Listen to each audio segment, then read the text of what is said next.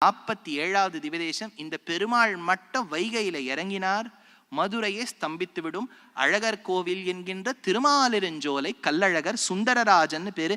பெருமாளுக்கு சுந்தர பாகு எல்லாம் நன்னா இருக்கு, தோள் மட்டும் இவரை விஞ்சவே முடியாதாம். ஆண்டாள் சொன்னா, சிந்தூர செம்பொடி போல் திருமாலிருஞ்சோலை எங்கும் இந்திர கோபங்களை எழுந்து பறந்திட்டனவாம் மந்தரன் நாட்டி என்று மதுரகோது சாறு கொண்டு சுந்தர தோளுடையான். அவன் தோளை பார்த்தாலே தெரியறதே எவ்வளவு அழகா. இவனுடைய தோளு கீழே இருந்தா நம்ம பயப்படவே வேண்டாம், அவ்வளவு கை நீளம். இந்த பெருமாளுக்கு சதார்த்தத்தை வச்சுட்டேன்னா கை நீளம். அதனால அசுரர்களை கை நீளமா இருக்கக்கூடியவா துவம்சிப்பா பாருங்க. அப்பேற்பட்ட எம்பெருமான் நூபுர கங்கா. என்ன அழகு தெரியுமோ, பெருமாள் திருவிக்கிரமனா உலகளந்தார்னு சொன்னேன் இல்லையா? அப்ப திருவடி அப்படியே சத்தியலோகத்தை நோக்கி வருதான். அந்த சத்தியலோகத்தை நோக்கி திருவடி வரும்போது பிரம்மா அந்த தாமரை இதழை பிடிச்சுன்னு பார்த்தார். ஹூ இஸ் திஸ் அப்படின்னு கேட்டார். சரஸ்வதி மாமனார்னா. ஏன்னா பிரம்மா பிள்ளை, சரஸ்வதி மாட்டு பொண்ணு, தீட்சிதர் எடுத்தார். शरज्योत्स्ना शुद्धां शशिवदनां काश्मीर नगर विहार पर शारदां परांकुशधर वरदा भय पाश पुस्तक कर सुरार्चित पदांबुज शोभन श्वेत पंकजासना सुरसना पुरारी गुरु हृदय रंजनी मुरारी स्नुषा निरंजनी कलावती. முராரி ஸ்னுஷா பெருமாளுடைய மாட்டு பொண்ணுன்னு அர்த்தம். ஸ்னுஷானா மாட்டு பொண்ணு. அதனால மாட்டு பொண்ணு சொன்னா, ஐயோ மாமனார் வரார், எப்படி கண்டுபிடிச்சேன்னு பிரம்மா கேட்டார். திருவடியில சங்க சக்கர முத்திரை தெரியறதே மாமனார் தான் வரார். ஓஹோ, உடனே அர்க்யம் பாத்தியம் ஆச்சமனியம் என்பதற்காக கங்கா ஜலத்தை ஒரு கமண்டலூல தேக்கி வச்சிருக்கார். அதால பெருமாளுக்கு திருமஞ்சன தீர்த்தம் பண்றார். திருமஞ்சனம் பண்ணும்போது திருவடியில பட்டு, நீங்க யோசிச்சு பாருங்க, திருவடி இப்படி இருக்கு மேல் நோக்கி, அப்படி அந்த திருவடியில பட்ட தீர்த்தம் மருவி பெருமாள் கால தண்டை நூபுரம் அப்படின்னா காலில் போட்டு இருக்க தண்டை கடைசி ஆபரணம், அதுல பட்டு ஒரு துளி கங்கா தெளிச்சு இந்த மலையின் உச்சியில பட்டு ஒரு அருவியா மாறிவிடுதான் நூபுர கங்கா. சிலம்பாறு அப்படின்னு பேர். பளிங்கு மாதிரி இருக்குமா அந்த ஜலம். கூரத்தாழ்வான் எடுக்கிறார். எத்துங்க ஸ்ருங்க வினிஷங்கி சுராங்கணானாம் ன்யஸ்தோர்த்வபுண்ட்ர முகமண்டன மண்டிதானாம் தர்ப்பண்யபூ திருதம பங்க சசாங்க பிருஷ்டம் தத்தாம சுந்தர புஜஸ்ய மகான் வனாத்ரிஹி. என்ன அழகான ஸ்லோகம் பாருங்க. தேவர்கள்லாம் தேவலோகத்திலேருந்து இந்த நூபுர கங்கா கிட்ட வருவாளாம். நன்னா குளிச்ச உடனே வஸ்திரங்கள்லாம் போட்டுட்டு திலகம் இட்டுக்கணும். சந்திரனை பாப்பாளாம். சந்திரன் தான் அங்க தர்ப்பணம் மாதிரி இருக்குமா. சந்திரனை பார்த்துட்டு இப்படி திலக்கம் இட்டுன்னுட்டு அவள்லாம் தேவலோகம் போயிடுவாளாம். அவ்வளவு அழகான திவ்யதேசம். விருஷபாத்ரின்னு பேர். தர்ம தேவதையே ஒரு மலையானால் இருக்கக்கூடிய திவ்யதேசம்.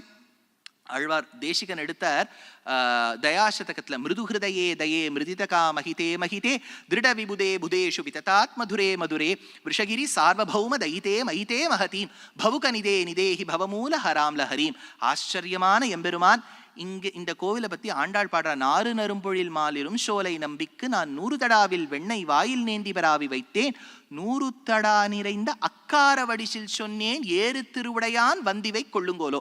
ஆண்டாளை கூட்டுண்டு பெரியாழ்வார் இந்த விவேசத்துக்கு போயிருக்கார். பெருமாளை சேவிச்சோன்னு ஆழ்வார் பிரதட்சிணமா போறதுக்குள்ள ஆண்டாள் பிரார்த்தனை பண்ணியிருக்கா, எனக்கு எப்படியாவது ரங்கநாதரோட எனக்கு கல்யாணம் பண்ணி வச்சுட்டியான உனக்கு 100 தடா முழுக்க அக்கார வடிசில் பண்ணி போடுறேன்னு இருக்கா. அக்கார வடிசில் எப்படி செய்வது சொல்லவே இல்லை. அதுல என்னன்னா, பொத்துன்னு போட்டா அது சக்கரை பொங்கல், ஓடித்துனா பாயசம், அது இதுவும் இல்லை அதுவும் இல்லை நடுவில் இருந்ததுன்னா அது அக்கார வடிசல். அவ்வளவுதான். ரெண்டாவது, பொதுவா வாசன திரவியங்கள் அக்கார வடிசலுக்கு ஒரு தனி பக்கம் இருக்கு. என்னன்னா 4-5 வாசன திரவியங்கள் ஒன்னா போடக்கூடாது. நீங்க ஏலக்காயும் போட்டு ஜாதிக்காயும் போட்டு அது என்ன வாசனை, அதுக்கே அது ஒன்னொன்னுத்தையும் மறந்து போயிடும். அதுல பச்சை கற்பூரம் தொக்கி நிக்கணும் ஒண்ணு. ரெண்டாவது, ஜலத்துல அரிசியை கொதிக்க விடக்கூடாது. பால்ல கொதிக்க விட்டுட்டு ஒரு ரொம்ப மசிச்சுட்டேன்னா அது கூழ் மாதிரி ஆயிடும். அது பிழிஞ்சு விட வேண்டியதுதான். அது 1-2 பிழிஞ்சு அப்படி கொடுக்கணும். அப்புறம் இப்ப நெய்யை நீங்க சொல்லவே இல்லையேன்னா நெய்யை இதுல போடவே கூடாது, சேர்க்கவே கூடாது. இதை நெய்யில கொண்டு சேர்த்துடணும். ஒரு கங்காள முழுக்க நெய். அதில் இப்போ நீங்கள் பண்ணதை கொண்டு போட்டுட்டேன்னா அதில் போட்டுட்டு நன்னா அதை கொதிக்க விட்டு தளதளான்னு வரும்போது ரொம்ப நாள் கொதிக்க விட்டுட்டேன்னா கக்கிடும். ஒரு மாதிரி கொஞ்சம் கொஞ்சமாக போட்டு அதை நன்னா கலரிட்டு அதை அப்படியே சாப்பிட்டேன்னா அப்படியே வைகுண்டத்துக்கு போயிடுற மாதிரி இருக்கும். அதுதான் அக்கார வடிசல். அதனால ஆண்டாள் பிரார்த்தனை பண்ணா, இந்த பெருமாளோட நீ என்னை கல்யாணம் பண்ணி வச்சுட்டியான 100 தடா அக்கார வடிசல் பண்ணி போடுவேன்னுட்டா. கல்யாணம் ஆன கையோடு போயிட்டா. அவ்வளவுதான். அப்புறம் பண்ணியே போடலை. அப்புறம் ராமானுஜர் ஒரு நாள் யோசிச்சாராம், ஐயோ ஆண்டாள் பிரார்த்தித்து முடிக்கவில்லையே, நாம் அதை சமர்ப்பிக்கிறோம், அவளின் சார்பாக நான் பண்ணி போடுறேன்னார். ஆண்டாள் உடனே கேட்டா, எனக்கு ஒரு அண்ணான்னு ஒத்தி இருந்திருந்தா இவ்வளவு ஆசையா இருந்திருப்பேன், நீர் என்ன அண்ணனோன்னு கேட்டபடியால் ஆண்டாளுக்கு அண்ணா ஸ்தானத்தில் வந்து விட்டார். பெரும்பூதூர் மாமுனிக்கு பின்னானாள் வாழியேன்னு வாழி திருநாமம். ஆச்சரியமான திருக்கோலம் சுந்தரபாகு. இங்க ஏறு திருவுடையான் ஆண்டாள் எடுக்கிறார். ஏறு திருவுடையாங்கிறது சின்ன மூர்த்தியா பெருமாள் இருப்பார், கர்ப்ப கிரகத்துல சைடுல இருப்பார். நீங்க அந்த பட்டர் சுவாமி கிட்ட அடியேன்னு சொன்னேன்னு சொல்லிடாதீங்க, ஏறு திருவுடையான் காமிங்கன்னா ஓரமா காமிப்பார். அந்த பெருமாள் ஆண்டாள் பாடிக்கா ஏறு திருவுடையான், சுந்தரத்தோளுடையான். ஆச்சரியமான எம்பெருமான். இல்லை என்னன்னா, ஒரு பக்கம் கேரளத்துல சில மாந்திரீகர்கள் வந்து இந்த கோவிலை எப்படியாவது அட்டாக் பண்ணணும்னு வரும்போது என்ன ஆயிடுது, பெருமாளை சேவிச்சுடுறா. பெருமாளை சேவிச்சுட்டு அட்டாக் பண்ணலாம்னு நினைக்கும் போது ஒரு மாந்திரிகரும் அசந்து போயிடுறா. இந்த பெருமாளை பார்த்தோன்னு தோத்து போயிடுறா. அப்ப அந்த ஊர்ல இருக்க மக்கள்லாம் புறப்பட்டு வரா. ஏன்னா இந்த யோசிச்சு பாருங்க, இந்த பெருமாளுக்கு கள்ளர் ஜாதின்னு இருக்கா. ரொம்ப பெருமாள் மீது பிராவண்யம். நீங்க பக்கத்துல போய் ஒரு நாள் பாசுரத்தை பாடிலாம் வரமாட்டா. அவ பெருமாளுக்காக உயிரே கொடுப்பா.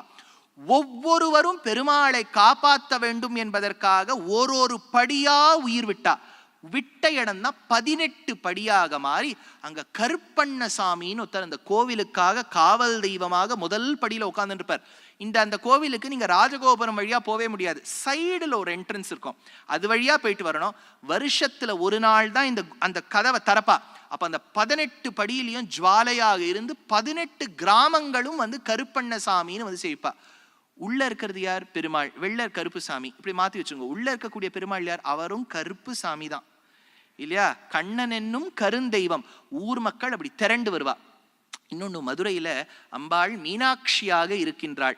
மீனலோச்சனி பாஷமோச்சனின்னர் தீட்சிதர் வாழ். மாமவ மீனாட்சி ராஜமாதங்கி மதுரவாணி வரளி வேணி. அழகான அந்த கூந்தலோடு இருப்பலாம் மீனாட்சி ராணியாக இருந்தாள். அருகே இருக்கக்கூடிய சிவபெருமான் சுந்தரேஸ்வரர்னு பேர். இதுல என்னன்னா, அவளுக்கு விவாகோத்சவம் நடக்கும். அது பொதுவா தைல நடக்கும். தைல வச்சா ஃபார்மர்ஸ்க்கெல்லாம் ரொம்ப ஹார்வெஸ்ட் சீசன். அவள்லாம் இந்த திருமலை நாயக்கர்லாம் ஏற்பாடு பண்ண ஒருத்தரம் வரல. அப்புறம் இவர் தான் உட்காந்து தேர்வடத்தை இழுத்துட்டு இருக்கார் திருமலை நாயக்கர். அப்புறம் அவர் என்ன பண்ணார், ஏற்கனவே இன்னொரு உற்சவம் நடந்துட்டு இருந்தது. ஒரு ரிஷியை, நீங்க கொஞ்சம் கூர்ந்து கேட்டால்தான் புரியும், ஒரு ரிஷியை மண்டூக்கமாக போன்னு ஒரு சாபம். மண்டூக்கம்னா தவளை. அந்த தவளையாக இருந்த சுதபஸ் என்கின்ற ரிஷிக்கு சாப விமோச்சனத்துக்கு பெருமாள் எடுத்துக்காட்டாக மண்டூகபுரிக்கு வந்துட்டு போவார் கள்ளழகர். அந்த உற்சவத்துக்கு கூட்டம் திரண்டு நிற்கும். திருமலை நாயக்கர் என்ன பண்ணிட்டார், மீனாட்சி கல்யாணத்தை அப்படியே வந்து நம்ம இந்த சித்திரைக்கு ஷிஃப்ட் பண்ணிடலான்னு பண்ணி ரெண்டுத்தையும் கம்பைன் பண்ணார். இப்ப சைவ ஒற்றுமையை காண்பிப்பதற்கு ஒரு விஷயம் சொல்லணும். அப்போதான் என்ன பண்ணுவார்னா, மண்டூகபுரிக்கு வரக்கூடிய அழகர் அம்பாளுடைய கல்யாணத்தில் தாரை வார்க்க வேண்டும் என்பதற்காக அண்ணாஸ்தானத்துல வரார். அவர் வரத்துக்குள்ள வைகை ஆத்தங்கரை கிருத்தமாலா பெருக்கும் வைகை ஆத்துல இறங்கி திரும்பி போயிடுவார் அவர். ஏன்னா இங்க உள்ள இருக்கக்கூடிய கூடல் அழகர் தான் அவர் சார்பா வந்து போயிட்டு போவார்.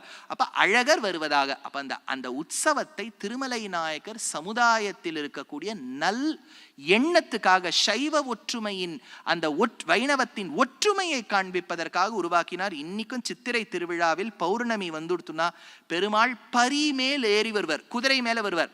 இதுல ரெண்டு விஷயம் இருக்கு. பெருமாளும் பரி மேல ஏறி வருவர். கிராமங்கள்ல கொண்டாடக்கூடிய எல்லை தெய்வம் கருப்பண்ணசாமியும் குதிரை மேலதான் வருவர்.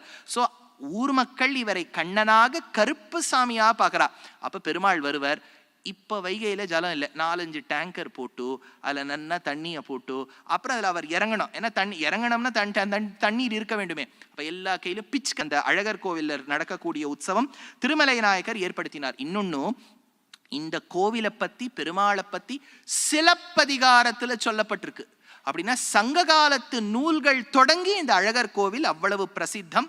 தீட்சிதர் காஷிராம கிரியா என்கின்ற ராகத்தில் இந்த பெருமாளை ஸ்ரீ சுந்தரராஜம் என்கின்ற கீர்த்தனையில் சோமாஸ்கந்த விமானம், அந்த விமானத்துக்கே சோமாஸ்கந்தர், உள் பிரதட்சிணம் போனேன்னா யம தர்மராஜாக்கு ஒரு சந்நிதி உண்டு, சோமாஸ்கந்த விமானம்னு பேர். இதே மலைக்கு மேல போனேன்னா நூபுர கங்கா போற வழியில முருக பக்தர்கள் கொண்டாடக்கூடிய உயர்ந்த க்ஷேத்திரம் பழமுதிரும் சோலை. கீழே இருப்பது அழகர் மாலிருஞ்சோலை, மேல இருக்கக்கூடியது பழமுதிர் சோலை, அதுக்கும் மேல நூபுர கங்கா என்கின்ற சிலம்பாறு. அதனால பேர்பட்ட உயர்ந்த திவ்யதேசம். கிளரொளி இளமை கெடுவதன் முன்னம் வளரொளி மாயோன் மருவிய கோயில் வயலினம் பொழில்சூழ் மாலிரும் ஜோலைன்னு எடுக்கிறார் நம்மாழ்வார். வயசாரத்துக்கு முன்னாடியே இந்த திவ்யதேசத்துக்கு போயிட்டு இருங்கோ. ஏன்னா அந்த ஆழ்வார் போகும்போது ரோடு சரியாவே இருக்காதான், அதனால முன்னாடியே போயிடுங்கோங்கிறார். இந்த முன்னாடியே போயிடுங்கோங்கிற திவ்யதேசம்லாம் கடைசி நாள் வரும். இப்போ முக்திநாத் பத்ரிநாத்லாம் சொல்லுவேன் பாருங்க, அதுக்கெல்லாம் அந்த ரிசர்வ்டாக வச்சுக்கோங்க. முன்னாடியே போயிடுங்கோ நின்றான். அது இவர் வந்துருவார் ஷோலிங்கபுரம் சோழசிம். அப்போதான் இப்போ பிஞ்சு கிஞ்செல்லாம் போட்டுட்டா அஹோபிலம் வரும் பாருங்க. ஜுவாலா அஹோபிலம் ஆலோல குரோடா காரஞ்ச பார்கவா யோகானந்தா சத்ரவட்டா பவனோ நவமூர்த்தையா. சிம்மத்துக்கிட்டே போற மாதிரி நடுவில் போனால் அந்த ஜீப்புன்னு ஒன்று இருக்கும். அங்கே பாவன நரசிம்மரை சேவிக்கணும்னா நீங்கள் அஹோபிலத்தில் கொஞ்சம் அந்த லிவர்லாம் அதே இடத்துல இருக்கா வந்துட்டு வந்த உடனே பார்க்கணும். அந்த ஐலெட்ஸ் ஆஃப் லாங்கர் ஹேண்ட் அது இது ஏதோ சொல்கிறாள், அதில் இன்சுலின்லாம் போடுறது, இங்கே ஏதோ இன்டெஸ்டைன் ஆப்டமினேட் டயஃப்ரம் எல்லாம் ஒரு வாட்டி கரெக்டாக இருக்கான்னு பார்க்கணும். அந்த வண்டி ஆடும் தூக்கி போடும் பாருங்க, கிட்டத்தட்ட நம்ம அங்கேருந்தே பெருமாளை சேவிச்சு விட்ற மாதிரி இருக்கும்.